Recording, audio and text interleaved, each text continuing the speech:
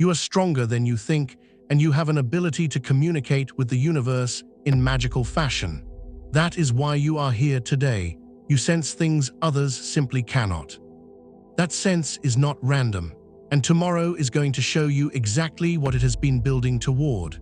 March 25th carries a combination of energy that does not come around often. Not because any single transit happening tomorrow is rare on its own. Sun conjunct Saturn happens once a year. Sun sextile Pluto happens once a year. A first quarter moon happens every month. Individually, none of these would be enough to stop you in your tracks, but they are not happening individually. They are stacking, in sequence, within the same 12-hour window. And they are all triggering a much larger alignment between Saturn and Pluto that perfects 3 days later on March 28th.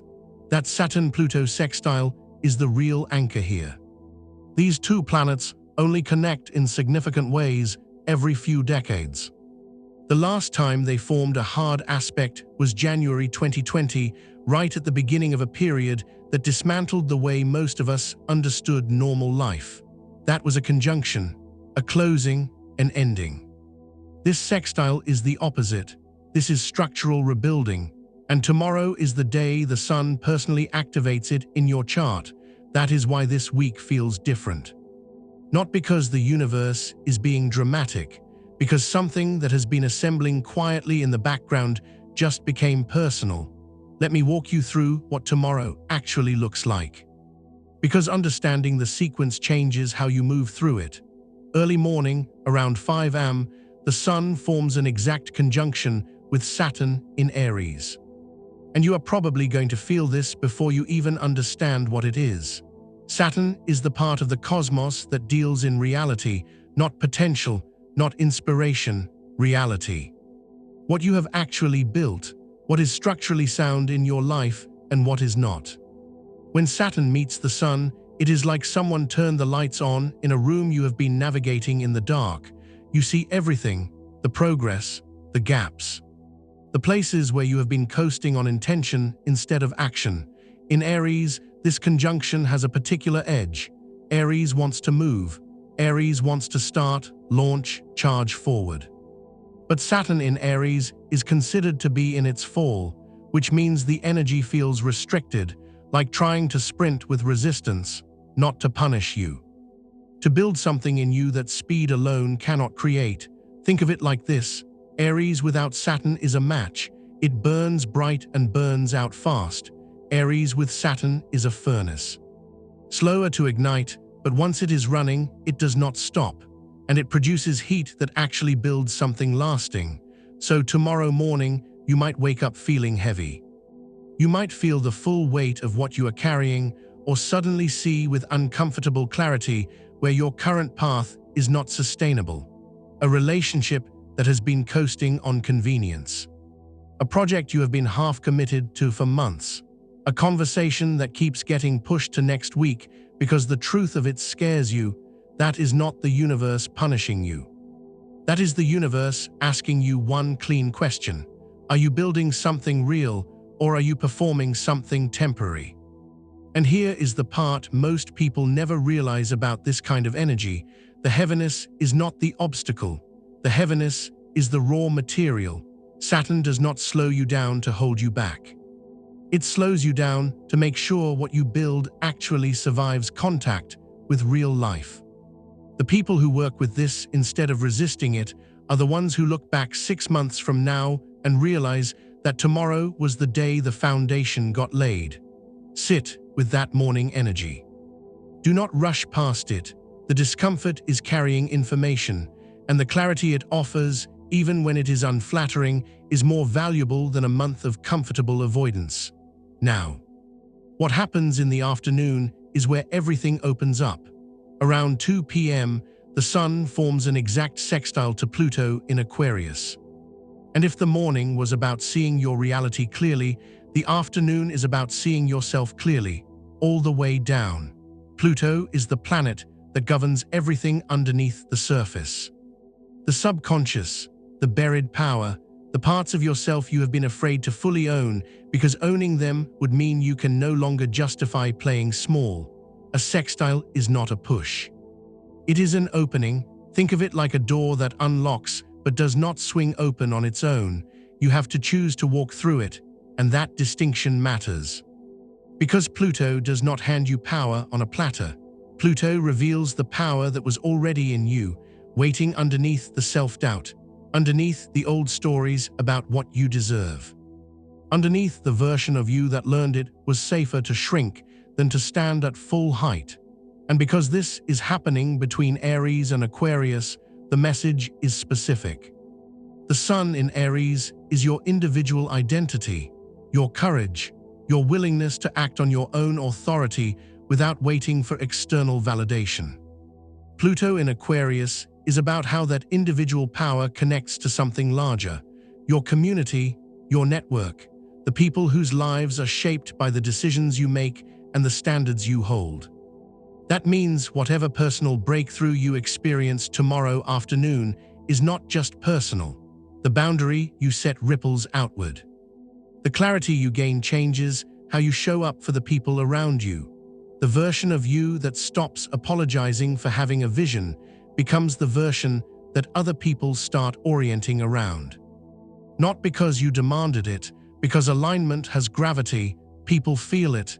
If you have been doing inner work this year, if you have been sitting with hard questions about who you are and what you actually want, if you have been in therapy, journaling, processing things you used to run from, tomorrow afternoon is when that invisible work starts becoming visible in the material world.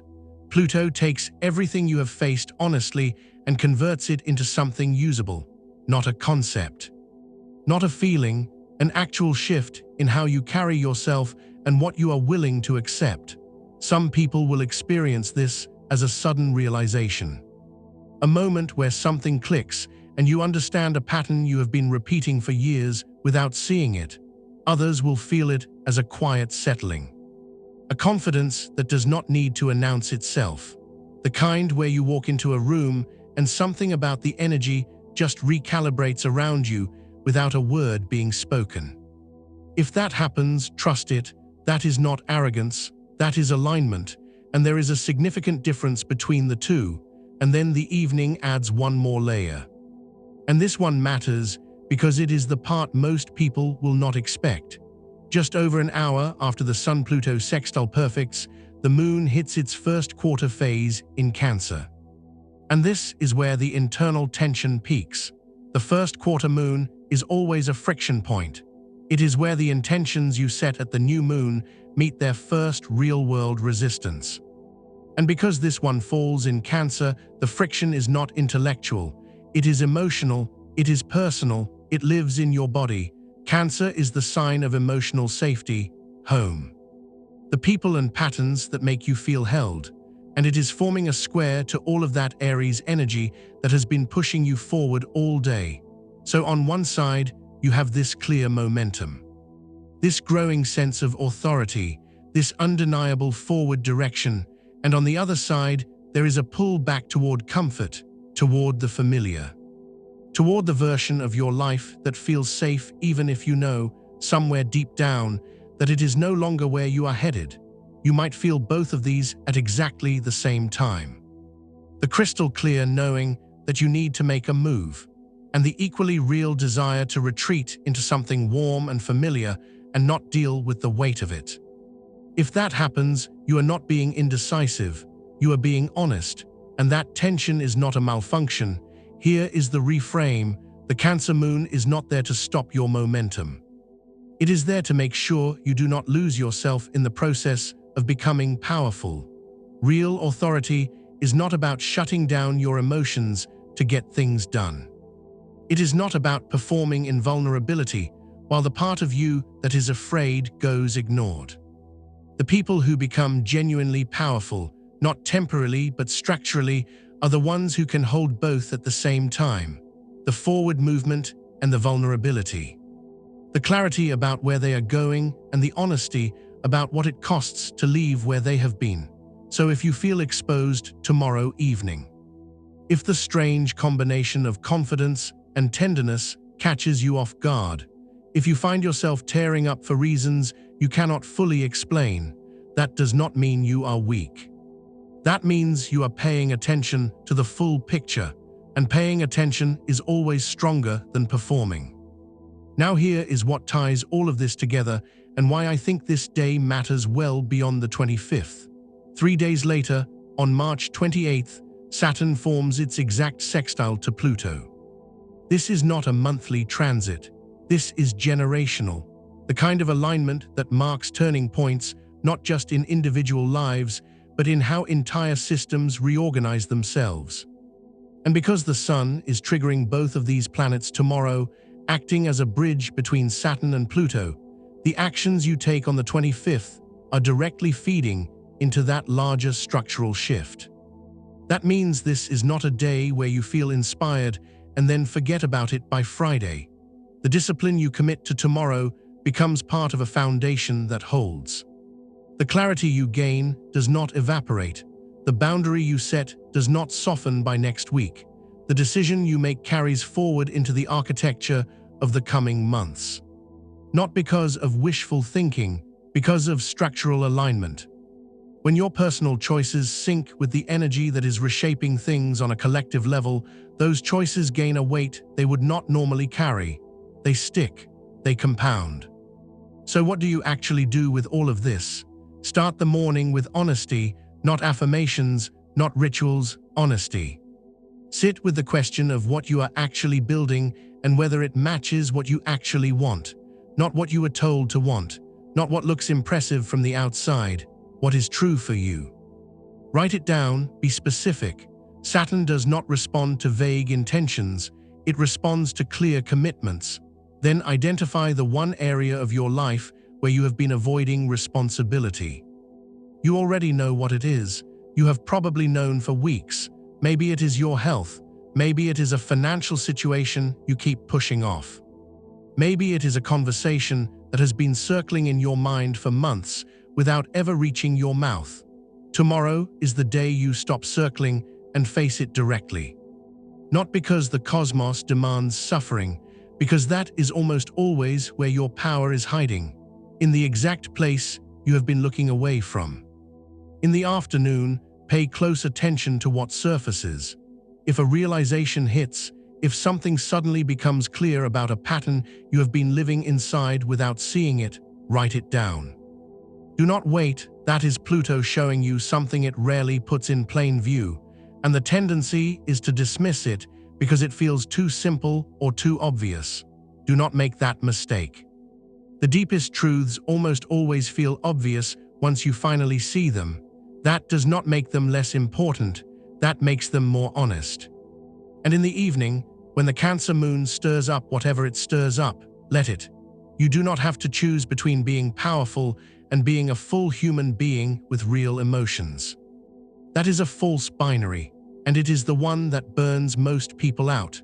The version of you that is being activated tomorrow is not a version without feelings. It is a version that no longer lets fear make decisions on your behalf. Here is the last thing I want to say about this, and I think it might be the most important part. The universe does not give you structural power because it wants you to feel good about yourself for an afternoon. It positions you for something, a role, a responsibility. A contribution that requires more honesty and more discipline than the version of you that existed last month was capable of carrying. We are living in a period where outdated systems are failing, and the question of who builds what comes next is genuinely open. That is not abstract. That applies to your career, your relationships, your community, the standards you hold yourself to when no one is watching. The people who step into this energy with discipline and emotional honesty are the ones who end up shaping what comes next. Not because they were cosmically chosen, because they chose themselves. And then they did the work that made the choice real, if any of this has been landing for you. If you have been feeling this shift building beneath the surface and could not name it until now, that is not a coincidence. That is the alignment doing what it was designed to do. Finding the people who are actually ready to move with it. Tomorrow is not going to be comfortable, but comfortable has not been producing results. Real has. and real is what this day is offering you. If you are still here, thank you for staying with this. That means something to me, and I do not take it for granted. If this resonated, and you want to keep tracking these shifts together, subscribing genuinely helps more than you know, and I want to hear from you. Tell me in the comments what area of your life you are ready to stop avoiding. What are you ready to finally take ownership of? I read every single one. Take care of yourself tomorrow. And I will see you in the next one.